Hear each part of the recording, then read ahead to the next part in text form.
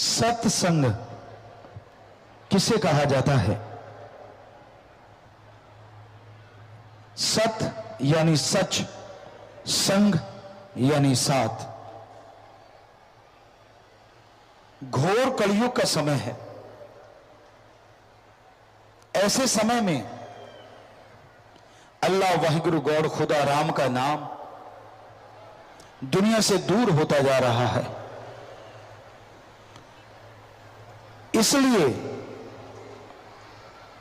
माली के संत पीर पैगंबर माली की यहां चर्चा करते हैं।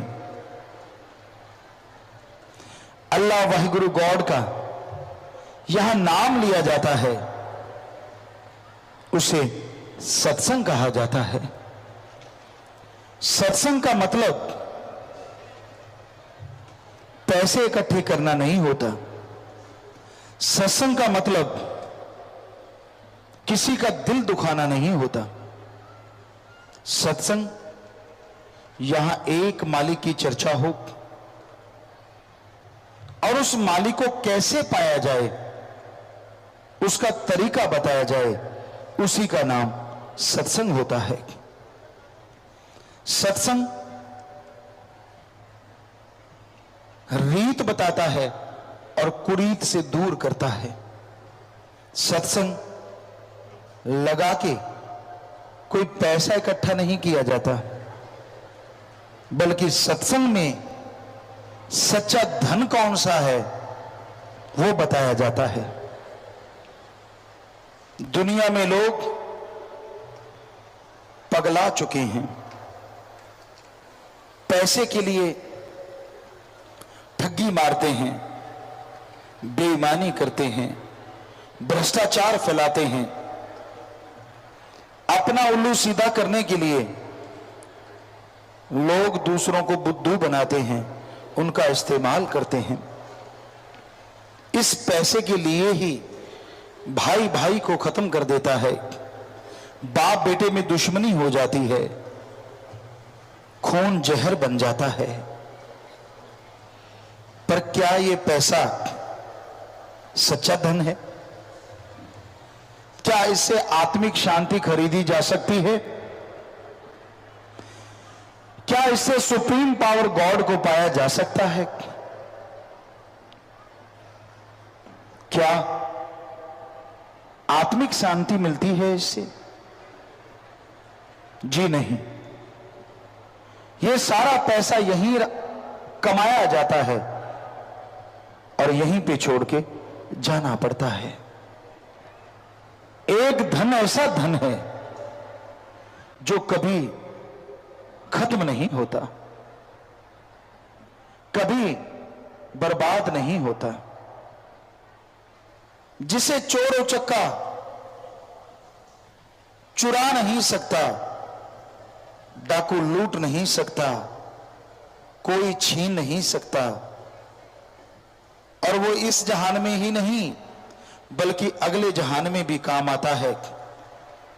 ऐसा धन एक ही धन है, वो है राम नाम का धन, अल्लाह की इबादत का धन, वाहिगुरु की याद का धन।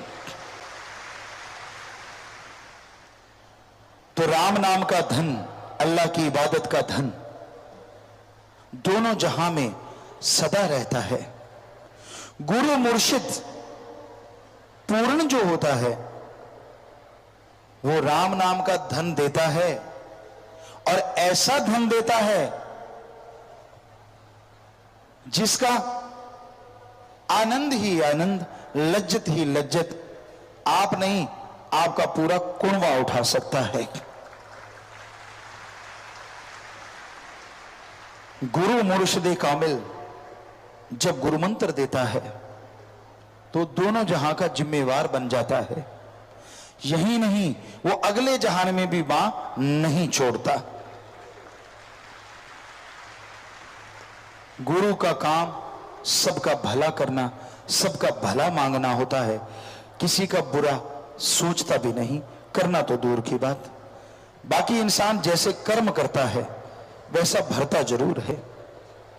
इसलिए कभी कर्म बुरे ना करो, सबका भला करो, सबका भला मांगो। अगर सच्ची भावना से सबका भला करोगे, सबका भला मांगोगे, तो यकीनन भगवान जी आपका भला जरूर करेंगे। इस घोर कलयुग में गुरुमंत्र का जाप अति आवश्यक है।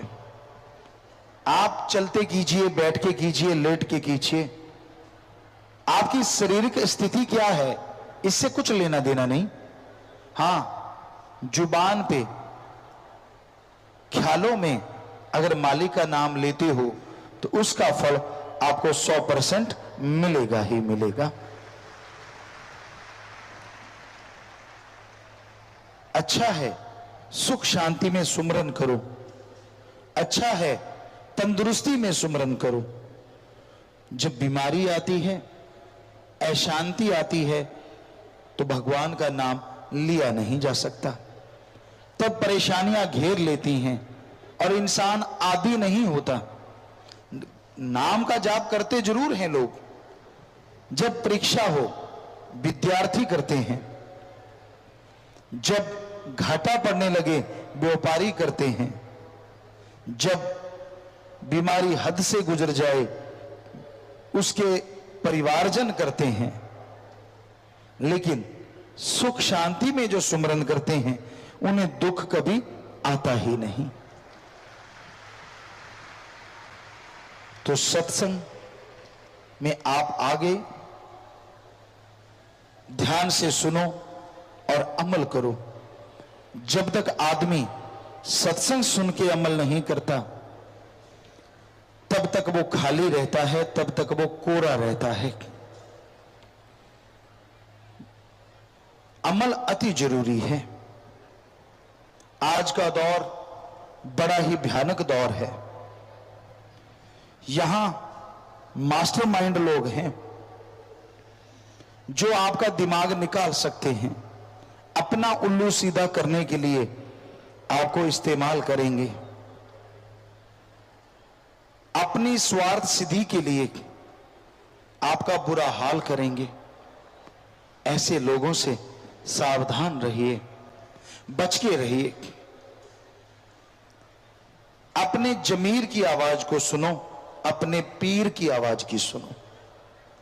दो ही तरीके हैं इस कलयुग में सुखी रहने के, या तो जमीर की आवाज जो पीर सुनाता है, या फिर पीर की आवाज जो अल्लाह वाहिगुरु सुनवाता है।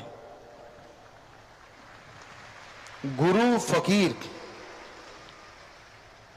हर किसी के फायदे के लिए मालिक से दुआ करता है और वचन करता है।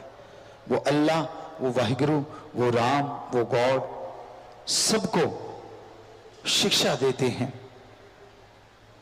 जो उनकी शिक्षा ले लेते हैं वो जिंदगी में कभी दुखी नहीं होते, और जो उनकी शिक्षा सुन के मानते नहीं वो दुखी रहते हैं। माने की गति कहीं न जाए, ना माने पीछे पछताए। इसलिए भाई, आप गुरु मंत्र लेते हो उसका जाप भी किया करो। पैदल जा रहे हो, चलते चलते जाप करो। आपके अंदर आत्मबल आएगा, आपके दिलो दिमाग में असीम शांति आएगी। इस तरह से लगेगा जैसे मारुथल में, रेगिस्तान में तपती हुई रेत पे पानी बरस गया हो। कितना आनंद आता है, कितनी लज्जत आती है, वो कहने सुनने से परे होता है। जो वहां के निवासी होते हैं उनसे पूछ के देखिए कि वहां जब बरसात आती है रिमझिम रिमझिम, उनके चेहरों पे कितनी खुशियां छा जाती हैं, सौंधी सौंधी खुशबू आती है। और वो खुशबू ये संदेश दे जाती है कि अब धन धान होगा। इसलिए वो सारे के सारे रेगिस्तान वासी खुशी से लवरेज हो जाते हैं, माला माल हो जाते हैं। जिस तरह रेगिस्तान तप रहा होता है, बालू रेत जल रही होती है, ठीक उसी तरह जलते बलते इंसान के ऊपर जब अल्लाह वाहिगुरु के प्यार मोहब्बत की बरसात होती है तो उससे भी अरबों गुना खुशियां उस इंसान को महसूस होती हैं, आनंद आता है, लज्जत आती है, खुशियां आती हैं। तो आप गुरुमंत्र ले चुके हो, दृढ़ यकीन रखो, अरे वो सब जानता है। बच्चा दूध के लिए रोता है तो मां तड़प जाती है। आप किसी चीज के लिए तड़पो, आपका बुरा हाल हो, गुरु भगवान को ना पता चले, ऐसा हो नहीं सकता।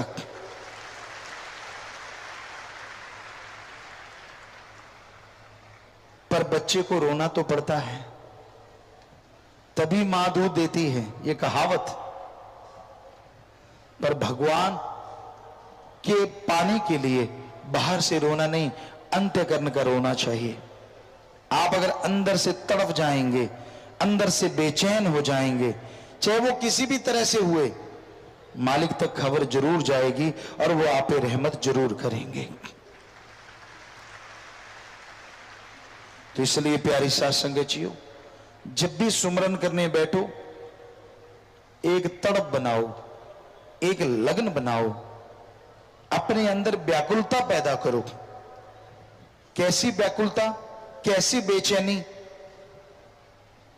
जिनके औलाद नहीं होती, अच्छा भला घर है, जैसे औलाद की बेचैनी होती है। कोई अस्थमा का मरीज जिसका श्वास अटक जाता है, फूल जाता है, उसे श्वास नहीं आ रहा होता, श्वास लेने की बेचैनी।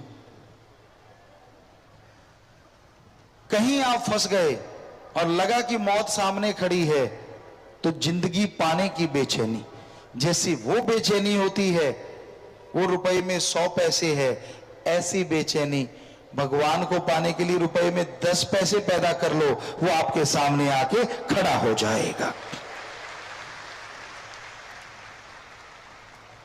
ऐसी व्याकुलता होनी चाहिए, तड़प होनी चाहिए, तभी वो भगवान के दर्शन होते हैं, तभी भगवान कृपा करते हैं। वो कृपा निधान है, दया के सागर हैं, रहमो करम के मालिक हैं। इसलिए सुमरन कीजिए, भक्ति इबादत कीजिए और उससे रहम दया की भीख मांगिए। अरे अगर भावना के सच्चे हो, सुख में सुमरन करते रहते हो, तो भीख मांगने की जरूरत नहीं पड़ेगी। बिन मांगे मोती मिले और मांगे मिले ना भीख। बिन मांगे झोलियां भर देगा, बिन मांगे लबालब कर देगा। वो ऐसा खसम प्यारा है, जो मांगोगे वो सब देगा, जो मांगोगे वो सब देगा। तो प्यारी सत्संग जियो, इस घोर कलयुग में जब भी आप सत्संग में आते हैं, सत्संग में आके बैठते हैं, आपका पल पल सेवा सुमरण में मंजूर हो जाता है।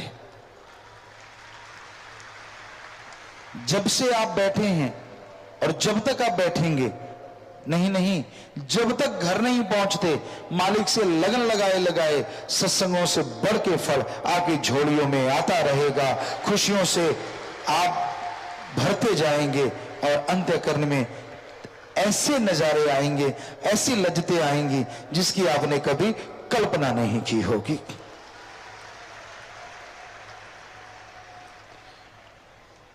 सुमरन का कोई वक्त नहीं होता। आप लेटे हैं, सुमरन कीजिए, बैठे हैं, सुमरन कीजिए, खाना खा रहे हैं, सुमरन कीजिए, चलते बैठ के काम धंधा करते आप सुमरन कीजिए।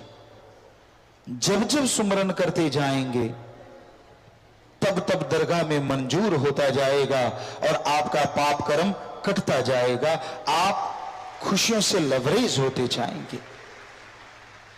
सुमरन के लिए अलग पोजीशन में बैठना जरूरी नहीं। आप लेट के, बैठ के, कैसे भी कीजिए, चलते काम धंधा करते कीजिए, पर सुमरन कीजिए। सुमरन आपको नहीं छोड़ता। आप सुमरन को छोड़ देते हैं तो भी सुमरन आपको नहीं छोड़ता। आप एक बार भगवान को, सतगुरु को बाह पकड़ा देते हैं, छोड़ भी देंगे पर वो बाह नहीं छोड़ता। आप एक कदम मालिक की तरफ चलेंगे तो वो आपकी तरफ हजारों कदम चलेगा। इसलिए प्यारी साध संगतियों, इस घोर कलयुग में, भयानक समय में, यहां हाथ को हाथ खाए जा रहा है, यहां इंसान इंसानियत को तज दिया है, इंसानियत को त्यागे बैठा है। ऐसे घोर कलयुग में शाश्वत नाम शाह मस्तान दादा ने सच्चा सौदा एक ऐसा दर बनाया है, या हमेशा इंसानियत की मसाल जगती रहेगी और जो भी आएंगे उस मसाल से जीवन की खुशियां पाएंगे, जिंदगी की खुशियां पाएंगे और दोनों जहां की खुशियां पाके लवरेज हो जाएंगे, माला माल हो जाएंगे। तो इसलिए जब भी आपको समय मिले आप आइए, जब भी सत्संग हो जरूर पहुंचिए, क्योंकि सत्संग में आने से ही आपका मन काबू में आएगा। सत्संग में आने से काम वासना क्रोध लोभ मोह अहंकार दब जाएगा। इसलिए सत्संग ना छोड़ो। सत्संग जो करते हैं सुबह शाम, चाहे सुमरन ना करें, अगर दृढ़ यकीन करते हैं, बना बनाया सुमरन ले जाते हैं, बनी बनाई भक्ति ले जाते हैं, बनी बनाई खुशियां ले जाते हैं, उन्हें ज्यादा कुछ करना नहीं पड़ता। क्योंकि ये घोर कलयुग है।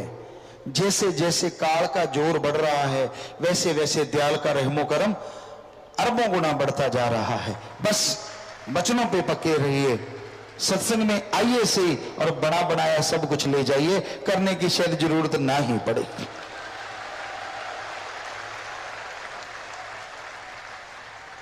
भावना जरूर शुद्ध रखनी है, बुरी और बुराई से दूर रहना है। कोई भी बुरी आदत आपको मिले सलाम कीजिए, दूर हो जाइए।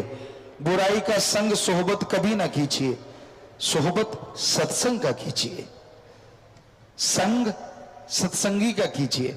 जो मालिक की चर्चा करते हैं, जो मालिक के गुणगान गाते हैं, जो मालिक की भक्ति इबादत करते हैं। भक्ति तो करनी पड़ेगी। आधा घंटा सुबह, आधा घंटा शाम कम से कम, और महीने में 5-4 दिन परहित परमार्थ।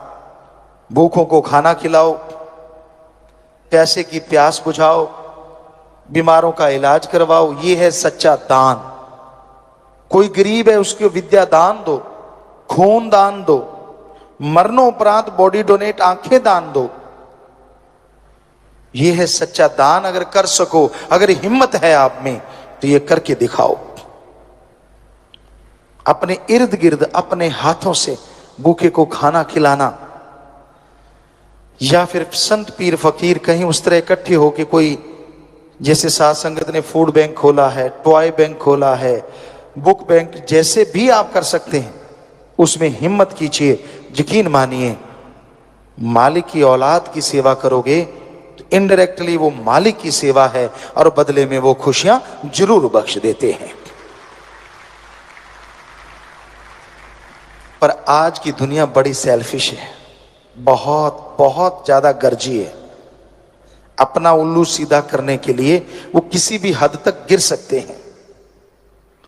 उनको कोई मतलब नहीं है भगवान से, उनको कोई मतलब नहीं है संत पीर फकीर से। उनका तो एक ही मुद्दा होता है, मेरा ग्रेड अप कैसे होगा, मैं दुनिया की निगाह में बड़ा कैसे हो जाऊं, लोग क्या कहेंगे मुझे, कैसे बड़ा बन सकता हूं। इस तरह की चीजें लोगों के दिमाग में आ जाती हैं तो अपने खुद के लिए दुखों का कारण बन जाते हैं। जमीर मर गया, कहते हैं इसका जमीर मर गया, इसकी आत्मा मर गई। जो सिर्फ और सिर्फ रोबोट बन जाते हैं, मशीन। कोई भी कार गाड़ी आप चलाते हैं, उसमें पेट्रोल डालिए तो वो चलती रहती है। पेट्रोल खत्म हुआ तो पेट्रोल पंप पे लगा दिया, फिर से पेट्रोल भरा और गाड़ी फिर चलनी शुरू हो गई। उसी तरह आज के कुछ इंसान हैं, जो ठगी, बेईमानी, भ्रष्टाचार, ब्लैकमेलिंग का धंधा अपनाए हुए हैं, जिनका काम ही ये होता है कैसे किसी को नीचा दिखाया जाए, कैसे किसी का घात किया जाए। वो घात लगा के बैठे रहते हैं कि मैं इसको गिराऊं कैसे। गिरे हुए को नहीं उठाते, चलने वाले के अड़ंगी लगा के गिराना उनका काम होता है। ऐसे लोग नर पिशाच नहीं तो और क्या है? क्या वो अपने आप को इंसान कहलाते हैं? इनसे तो शैतान भी अच्छे होते हैं। कम से कम जो उनके दायरे में जाता है उन्हीं पे अटैक करते हैं, लेकिन इनका तो कोई दायरा ही नहीं होता। कहीं जाके किसी को भी ब्लैकमेल, किसी को भी नीचा दिखाना उनकी आदत बन जाती है। उनको अच्छी चीजें अच्छी नहीं लगती, उनकी निगाह हमेशा गंदगी ढूंढती है, क्योंकि जो खुद होता है उसको वैसी चीज की तलाश रहती है।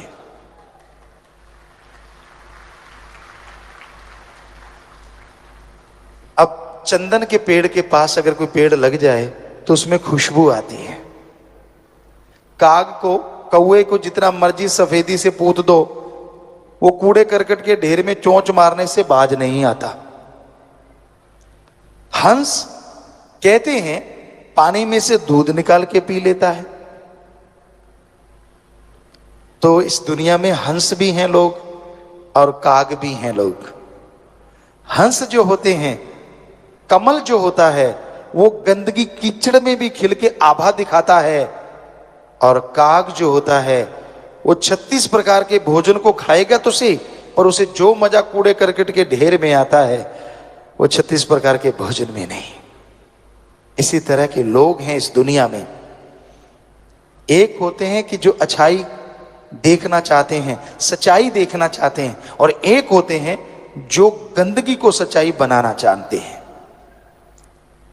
तो तरह तरह की दुनिया है, लेकिन एक भक्त को क्या करना चाहिए ऐसे समाज में या हाथ को हाथ खाए जा रहा है, यकीन के लायक कोई नजर ही नहीं आता। आपसे हंस के बोलेंगे, हाथ मिलाएंगे, पता नहीं जाते कब आपकी जेब काट के ले जाएंगे। मतलब आपको नीचा दिखाने का सामान इकट्ठा कर लें, क्या पता। अगर आप सही हैं तो सबका सत्कार करो, इज्जत करो, सबसे बेगर्ज प्यार करो, क्योंकि जो गर्जी प्यार होता है ना वो टूट ही जाता है एक ना एक दिन, और जो बेगर्ज मोहब्बत होती है वो हमेशा बनी रहती है। सबसे बेगर्ज मोहब्बत भगवान की है, उसकी भक्ति करें, वो आपसे कुछ मांगेगा नहीं। आप भक्ति करेंगे तो उसके बदले में भी आपको सद्बुद्धि बख्शेगा, आत्म बल बख्शेगा, जिसके द्वारा आप दुनिया में तरक्कियां हासिल करते जाएंगे और जीवन खुशियों से व्यतीत कर पाएंगे।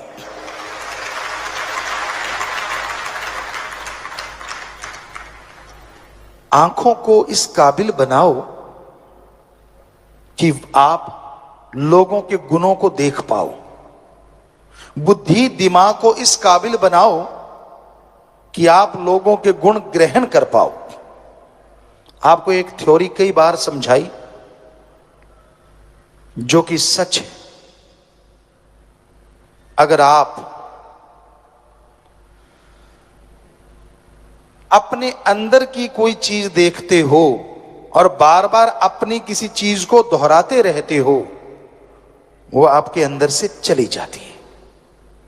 दूसरों की किसी चीज को अगर बार बार गाते हो, वो आपके अंदर आ जाती है। उदाहरण के तौर पे, अगर आप अपने अंदर के गुणों को ही देखते रहते हो, मैं बड़ा गुणवान, मैं ये हूं, मैं वो हूं, धीरे धीरे वो अहंकार का रूप धारण कर लेते और अवगुण हो जाते हैं। हां, अगर आप अपने अंदर के अवगुण देखते हो कि यार मेरे में ये कमी, मेरे में वो बुरी आदत, कभी अपने लिए टाइम निकाला करो। रोज 24 घंटे में 5-7 मिनट इकट्ठे बैठ के, इकल्ले बैठ के, एकांत में सोचो तेरे में क्या कमियां हैं, कौन सी बैड हैबिट है आप में, और फिर भक्ति से उसे बार बार देख के दूर करने की कोशिश करोगे। सच मानो वो आपके अंदर से चली जाएगी। अब दूसरों की जो गाओगे वो आपके अंदर आएगा।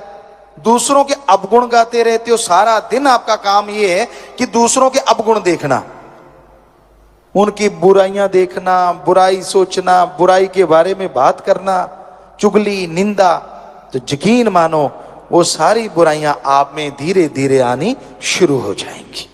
तो दूसरों में देखो गुण, यार उसमें ये गुण है, उसमें वो गुण है, फला आदमी इतना गुणवान है, उसकी ये आदत मुझे अच्छी लगी। उसको बार बार दोहराओगे तो वो गुण, वो अच्छी आदतें आप में आती जाएंगी, आप गुणवान बनते जाओगे और दोनों जहान में इज्जत पाओगे, खुशियां पाओगे। दूसरों के अवगुण कभी ना गाओ और अपनी बड़ाई ज्यादा मत गाया करो। यही रूहानियत है, यही सूफियत है।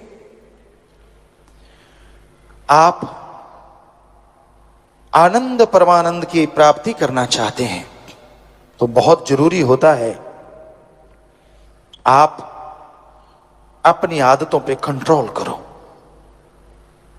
क्या ये इतना आसान है? हैबिट चेंज करना, आदतें बदलना बहुत बहुत मुश्किल होता है। मना रे तेरी आदत ने कोई बदलेगा हरिजन सूर, चोर जुआरी क्या बदलेगा ये तो माया का मजदूर। मना रे तेरी आदत ने कोई बदलेगा हरिजन सूर। चोर जुआरी बुरे कर्म करने वाले अपनी आदतों को बदल नहीं सकते। जो हर समय नेगेटिव नेगेटिव नेगेटिव ढूंढते रहते हैं वो अपनी नेगेटिव थिंग को कभी बदल नहीं सकते, नेगेटिव या बैड हैबिट को चेंज नहीं कर सकते। हां, हरि भगवान या फिर हरि जन, उसका कोई आदमी जो उसकी भक्ति करता है, शूरवीर योद्धा, वो अपनी आदतों को बदल सकते हैं। एक कहावत है, पशुओं को रस्सा चबाने की आदत पड़ जाए, उसके आगे जितने मर्जी पकवान रख दो वो रस्सा ही चबाएगा।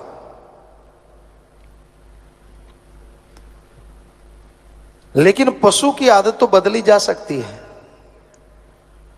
उसके मुंह पे एक छिकली या चिकला बना के चढ़ा देते हैं, रस्सियों से जमींदार जानते हैं, तो वो रस्सा नहीं चबाएगा क्योंकि मुंह बंद हो गया।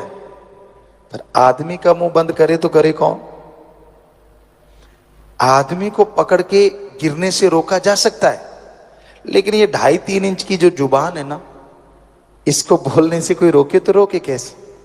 मर्जी का मालिक है, जो मर्जी कहे, जो मर्जी बोले, हर है भी सच। लेकिन जो कड़वा बोलते हैं, जो गलत बोलते हैं, वो समाज में इज्जत नहीं हासिल करते तो भगवान की दरगाह में कहां से करेंगे? आदमी का जो चेहरा होता है वो साइन बोर्ड होता है।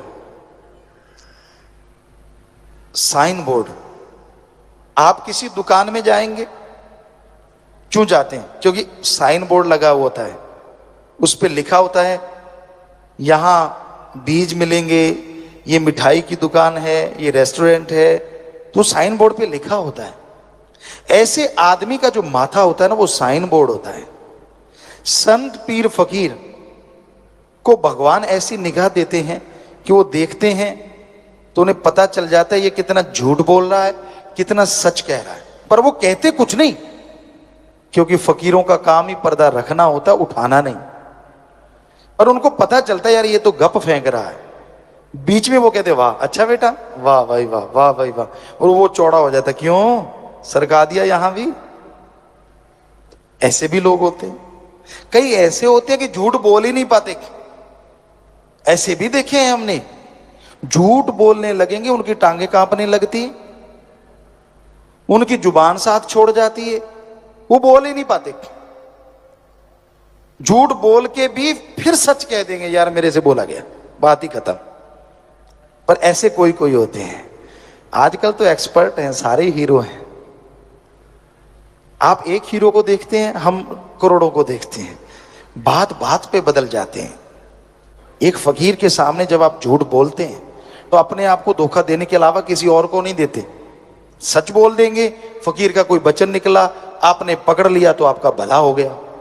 झूठ बोल दिया, आपने ये दिखा दिया कि नहीं मैं स्मार्ट हूं, मैं सही हूं, फकीर कुछ नहीं कहते, लेकिन जो लाभ आपको मिलना चाहिए था फकीर से वो कभी नहीं मिलता। फकीर ये नहीं कहते कि वो किसी को बद्दुआ देते हैं, वो तो दुआएं देते हैं, वो तो भला चाहते हैं, पर आदमी नहीं करवाना चाहते, मर्जी का मालिक है हर कोई।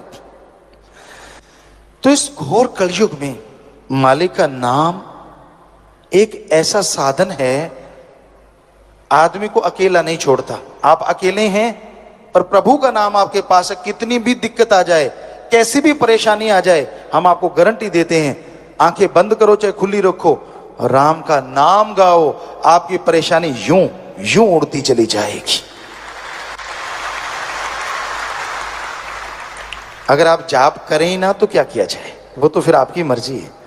जाप करो, थोड़ा थोड़ा करते रहो, गाते रहो, उसको एंजॉय करते रहो, क्योंकि और चीज गाने से कुछ मिले ना मिले, लेकिन राम नाम गाने से ना मिले ये हम आपको गारंटी देते, मिलेगा ही मिलेगा, 100% मिलेगा। सत्संग एक ऐसी जगह होती है, यहां आने से इंसान के जन्मों जन्मों के पाप कर्म कट जाया करते हैं। सत्संग में जब आप चल के आते हैं, श्रद्धा भावना से मालिक के नाम का जाप करें, अभ्यास करें, तो वो राम, वो ईश्वर, वो अल्लाह, वो गॉड सबकी इच्छाएं जरूर पूरी करता है। संग का रंग लाजमी चढ़ता है, ये कहावत है, जैसा करो संग वैसा चढ़े रंग। खरबूजे को देख के खरबूजा रंग पकड़ता है, ये कहावत है जमींदारों में, किसानों में। उसी तरह आप जैसे लोगों की सोहबत में, जैसे लोगों के संग में बैठेंगे, वैसा रंग लाजमी चढ़ता है। इसलिए संग सोहबत अच्छे की करो, कभी भी किसी को गलत ना कहो, कभी किसी को बुरा ना कहो, सबका भला मांगो, सबका भला करो, और मालिक से मालिक को मांगते हुए आगे बढ़ो। कहीं भी कोई निंदा चुगली करता मिल जाए, अच्छा है, जितनी दूरी उससे बना लो। कई बार आप देखते हैं कोई इंसान अपनी मां परिवार की निंदा चुगली करता है, चाहे वो सही बात ही क्यों ना हो, उससे दूरी बना लीजिए, क्योंकि धीरे धीरे निंदा का असर आप पे भी होना शुरू हो जाता है, और आप क्यों किंतु परंतु में उलझ के रह जाते हैं। इंसान जब सत्संग में आता है और अपने सतगुरु मौला राम से जुड़ता है तो बात ही कुछ और होती है, और नजारा भी कुछ और ही होता है। पर धीरे धीरे धीरे धीरे जैसे जैसे लोगों की बातों में आता जाता है, वो दूर होता चला जाता है, तो उसकी अपनी एक अलग थ्योरी हो जाती है, अलग सोच हो जाती है, और अलग हस्ती बना लेता है वो। इंसान को सोचना चाहिए उन बातों का, जब इंसान सतगुरु मौला से जुड़ा था, क्या प्यार था, क्या अल्लाह वाहिगुरु राम के प्रति इश्क था, कैसे बढ़ते चले गए उस इश्क में, कैसे उड़ते चले गए उस इश्क में, क्या नजारे मिले उस राम के इश्क में, और कितनी खुशियां मिली उस राम के इश्क में।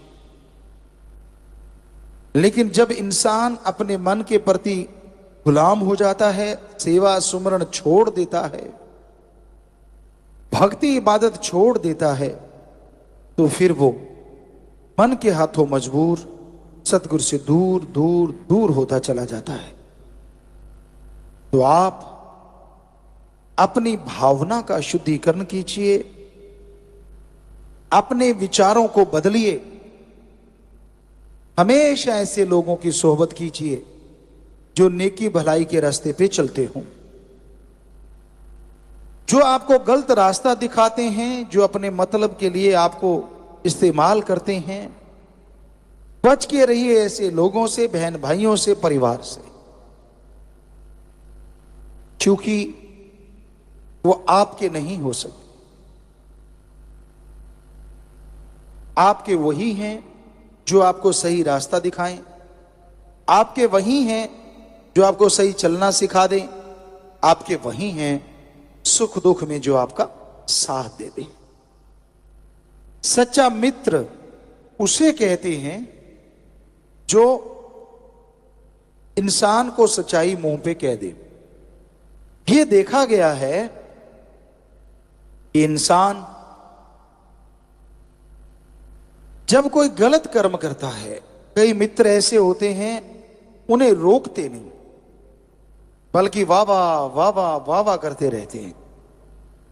पंजाबी में एक बात बड़ी मशहूर है, कौली चट।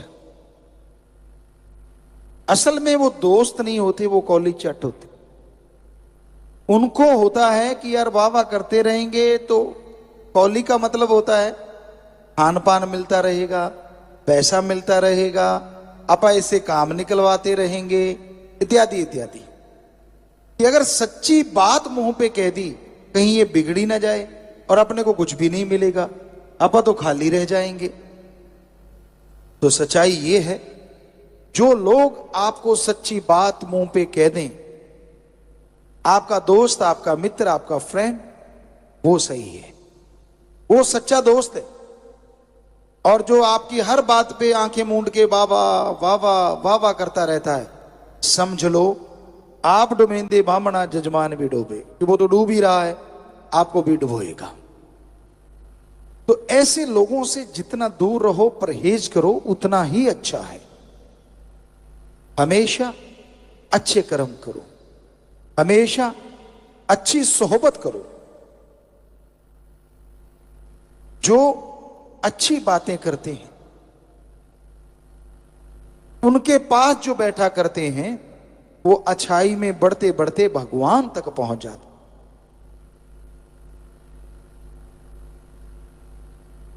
तो संत पीर फकीर हमेशा सत्संग का कहते हैं, सत्संग, सच का संग, सच की सोहबत।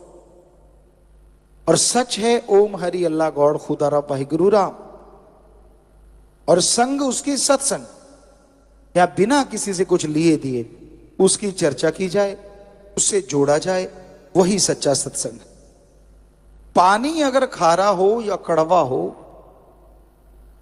उसमें लाखों क्विंटल चीनी डाल दो, मीठा नहीं होता। कुछ देर हुआ फिर वहीं का वहीं।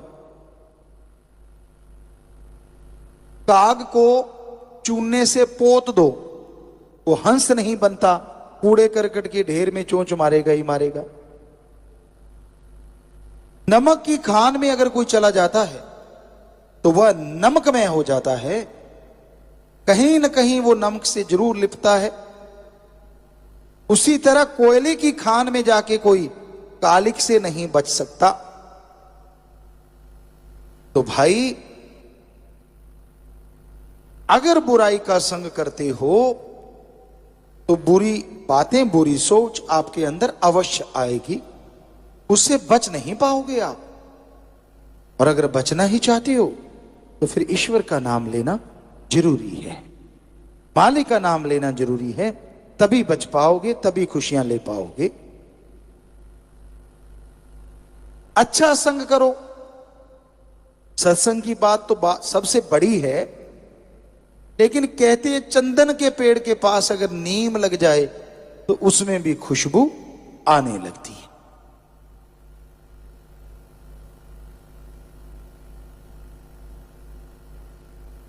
गंदे नाले, बदबूदार शराब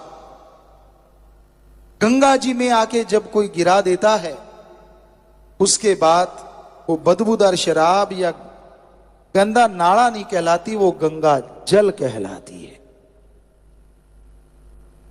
वैसे ही राम नाम की गंगा होती सत्संग।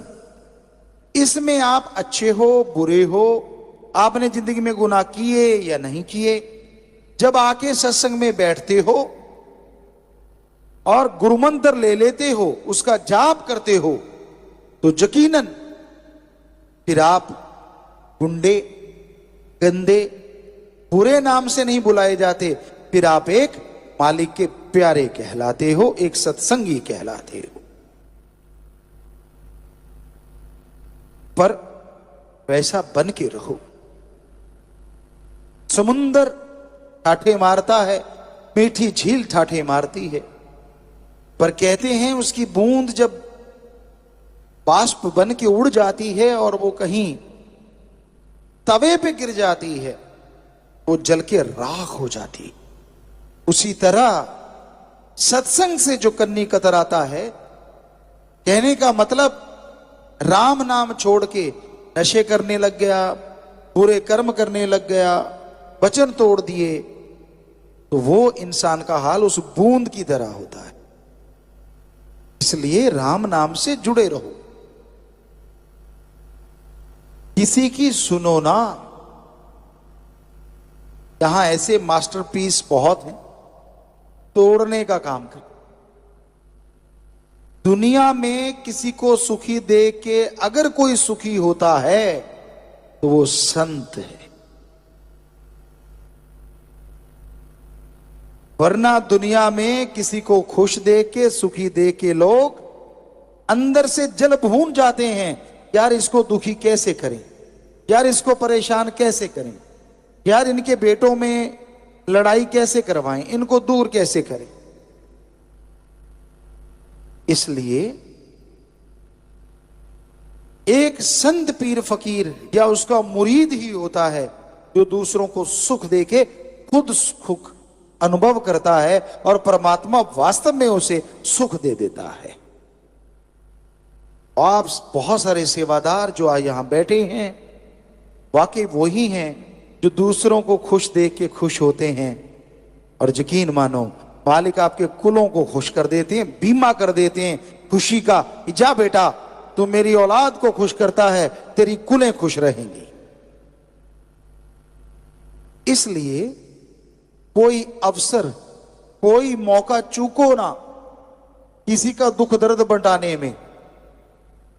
कोई अवसर, कोई मौका चूको ना किसी को मालिक से जोड़ने में। कोई अवसर, कोई मौका चूको ना घायल को हॉस्पिटल पहुंचाने में, दुखी का दुख बंटाने में। कोई मौका चूको ना भले कर्म करने में। यकीन मानो मालिक मौका नहीं देंगे आपके शरीर पे, आपके घर में दुख आने का। सत्संग इस कलयुग में एक ऐसा सहारा है जो डूबते हुए को नाव मिल जाए उससे भी बढ़िया तरीका है। आम कहा जाता है डूबते हुए को तिनके का सहारा, पर अगर नाव भी मिल जाए तो पूछिए मत।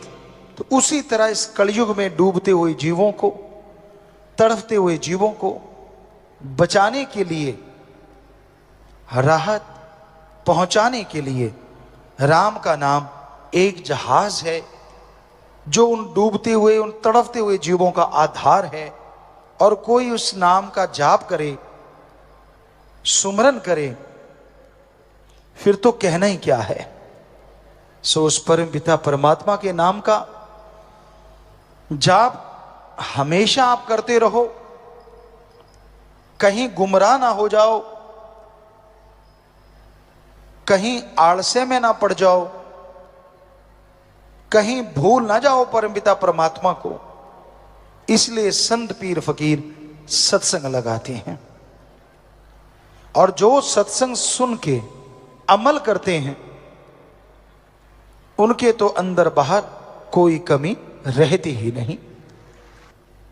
उनके भाग्य नसीब वाकई बुरे होते हैं जो सत्संग सुनते सुनते भी बुरे कर्मों की तरफ चल पड़ते हैं।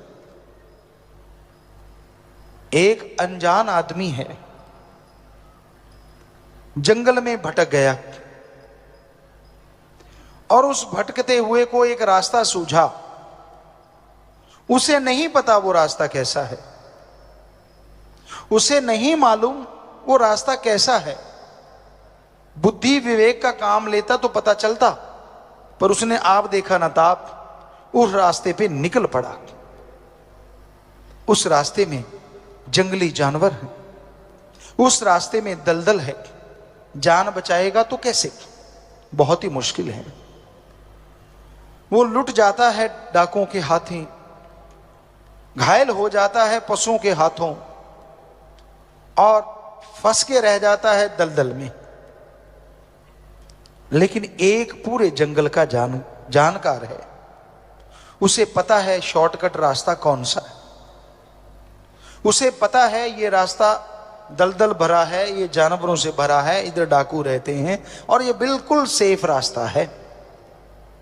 पर वो इंसान फिर भी दलदल वाले रास्ते में चल पड़े, डाकुओं की तरफ चल पड़े, या पशुओं वाले रास्ते में जो खा जाएंगे उस रास्ते में चल पड़े, तो क्या कहिए? ऐसे ही सत्संगी होते हैं, जो सत्संग सुनते हैं, नाम लेवा होते हैं। जब वो ऐसे जंगली रास्तों पे निकल पड़ते हैं तो फिर दद्दा दोष न काहू दीजै, दोष कर्मा अपने जो मैं किया सो मैं पाया, दोष न दीजै आवर्ज। आप तो जानकार हो, जिसने सत्संग सुना, नाम ले लिया, वो तो जानकार है कि ये रास्ता गलत है, ये रास्ता गलत जा रहा है, ये दलदल भरा है, यहां पे काम वासना क्रोध लोभ मोह अहंकार टूट पड़ेंगे, बर्बाद कर देंगे। वो सब जानता है।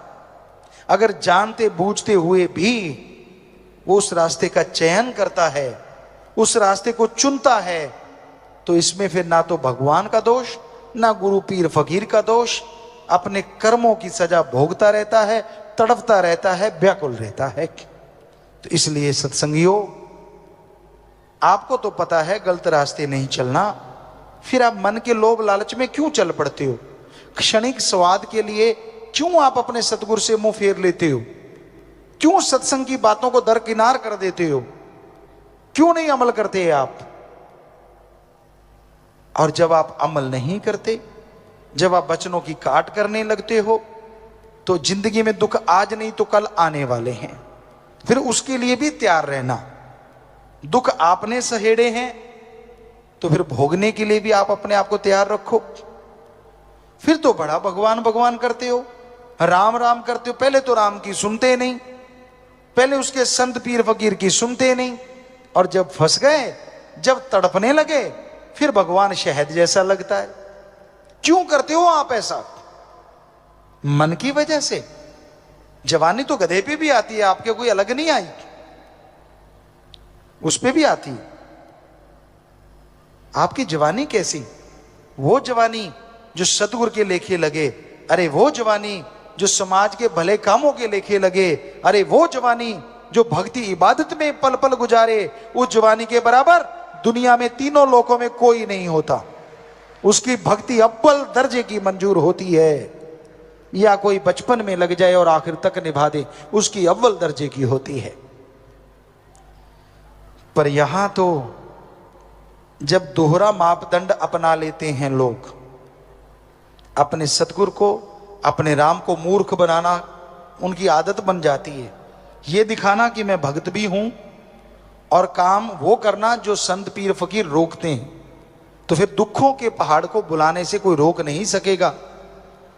फिर तड़पोगे, फिर रोओगे, तब आप होगे और आपके दुख होंगे। कैसे कोई बचाएगा? गुरु को मानते हो पर गुरु की नहीं मानते, ये खतरनाक है, ये डेंजर है। जब आपको समझी आ गई कि रास्ते दलदल से भरे हैं, जब आपको समझी आ गई कि जंगली जानवर आप पे अटैक करने को तैयार बैठे हैं, तो राम नाम का शॉर्टकट क्यों नहीं अपनाते? क्यों काम वासना क्रोध लोभ मोह अहंकार मन माया को, उन जंगली जानवरों को अपने पे टूटने का मौका देते हो? क्यों? जोश जवानी का। परम पिताजी ने एक भजन बनाया है, और वो ध्यान दें, जवान नौजवान जो बिगड़ जाते हैं, जो मानते नहीं, सतगुरु की भी रखते हैं, लात दूसरी तरफ भी रखते हैं, गलत कर्म भी करते हैं। गधा 25 उम्रा जोर जवानी का। कि जब 25 साल तक की उम्र जो है ना, दुलत्ते झाड़ने वाली है। किसी को रोक दो आप, माँ बाप भी रोक दें तो उनका दुश्मन बन जाता है। मुझे रोका तो कैसे रोका, मैं मर्जी का मालिक, मैं करूं सो करूं। यानी गधे की तरह दुलत्तियां झाड़ता है। संत पीर फकीर समझाएं, अगर उसकी मन की बात कहते रहे, हाँ जी हाँ जी हाँ जी हाँ जी हाँ जी हाँ जी, फिर तो बड़ा खुश। और आज हम जो थोड़ी करारी बातें सुना रहे हैं तो थोड़ा रूठेगा भी, हाँ, हमें कहते रहते पिताजी तो, और तेरे बाप को कहें भाई, और गड़बड़ तू कर रहा है तो तेरे को ही कहेंगे ना, तेरा बाप करेगा तो उसको भी कहेंगे। तो हमें तो आपके चौकीदार जो हुए, आपकी निगाह जो रख रहे हैं कि मत करो बुरे कर्म, और हमें दिख भी रहा है कि करोगे तो फिर भरोगे, फिर चिल्लाओगे, फिर रोओगे कि मेरे साथ ऐसा क्यों हो रहा है। आजकल क्या बच्चा, क्या बूढ़ा, क्या जवान, सब काम वासना, क्रोध, लोभ, मोह, अहंकार, मन, माया की गिरफ्त में है। बचा हुआ वही है जिसने सच्चा इश्क उस वाहिगुरु से, सतगुरु मौला से किया हुआ है। वो चाहे बच्चा है, जवान है, बूढ़ा है, वो ही बचा है। वरना इस कलयुग में मस्ताना जी महाराज के वचन कि यार सतगुरु का आशिक तो कोई कोई है, सब माया के यार हैं। तो हम ये कहते हैं उस सतगुरु की कृपा से ही कि आज बहुत से सतगुरु के भी यार हैं, बहुत बच गए उनके रहमो करम से, उन्हीं की कृपा से। खाने को घी, दूध, मेवे, मिठाइयां, खनिज, लवण, विटामिन्स मिले तो कोई गंदगी के ढेर पे चोंच क्यों मारेगा बताइए? नहीं मारता ना। अब दूध पड़ा है, मेवे है, पनीर है, मिठाइयां हैं, हर तरह की सब्जियां हैं, जो आपको पसंद वो सारा सजा हुआ है, लड्डू, जलेबियां, जो भी आपको अच्छी लगती हैं, उसको छोड़ के क्या आप कूड़ा करकट खाओगे? सवाल ही पैदा नहीं होता जी। आप तो उनमें से भी चुन के वो खाओगे जो सबसे स्वाद आपको लगता है। पर हम देख रहे हैं कुछ कुछ बच्चे ऐसा भी करते हैं कि सारा कुछ छोड़ चढ़ा के गंदगी के ढेर में चोंच मारते ही मारते हैं। मानते नहीं वो, उनके घेर अड़ा हुआ है मन का। जवानी उनको लगता है हमारे पे आई है और किसी पे तो आई ही नहीं, पहले वाले तो ऐसे बूढ़े हो गए, सीधे ही बूढ़े जन्मे थे बूढ़े ही हो गए। अरे उम्र का तजुर्बा होता है, गुरु से सीखो तो बचपन में भी बुढ़ापे जितनी शिक्षा सीख लेता है आदमी, वरना उम्र के साथ साथ शिक्षा आती है जैसे जैसे उम्र बीतती है।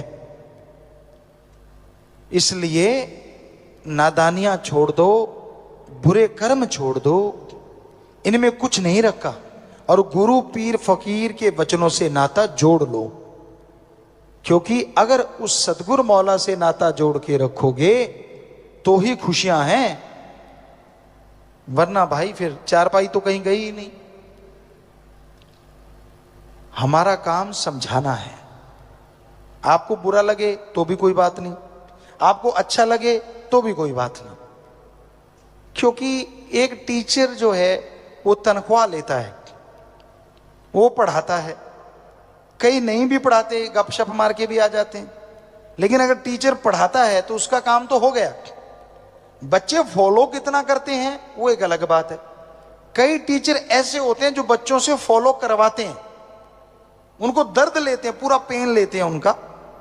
पढ़ाया, फिर फॉलो करवाया, फिर फॉलो करवाया, फिर अपने तरीके से वो उनकी जांच करते रहते हैं कि कहीं भूल तो नहीं गए। तो वो टीचर सबसे सर्वश्रेष्ठ होते हैं और उनके बच्चे मेरिट लेके उनका नाम रोशन करते हैं। पर वो टीचर कब तक पढ़ाएंगे? जब तक आप 15-20 साल के नहीं होते, 25 साल के नहीं होते। डिग्री डिप्लोमे ले लिया फिर तो आप पढ़ाने वाले हो गए। पर इस कलयुग में एक टीचर ऐसा भी होता है जो पढ़ाता ही रहता है, और वो होता है सच्चा गुरु।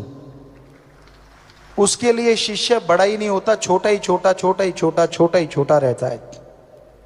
हर पल उसकी निगाह रखता है वो, हर पल उसका ध्यान रखता है वो, कदम कदम पे समझाता है उसे, वो समझाता चला जाता है। ना बेटा इसकी ना सुन, ना बेटा उसकी ना सुन, तू अपने जमीर की सुन, तू अपने सतगुरु की सुन, सतगुरु और जमीर की सुनेगा तो तेरी तकदीर बनेगी, दुनिया की सुनेगा तो बनी हुई तकदीर का बेड़ा गर्क हो जाएगा। मन हावी होता है, किस पे नहीं होता?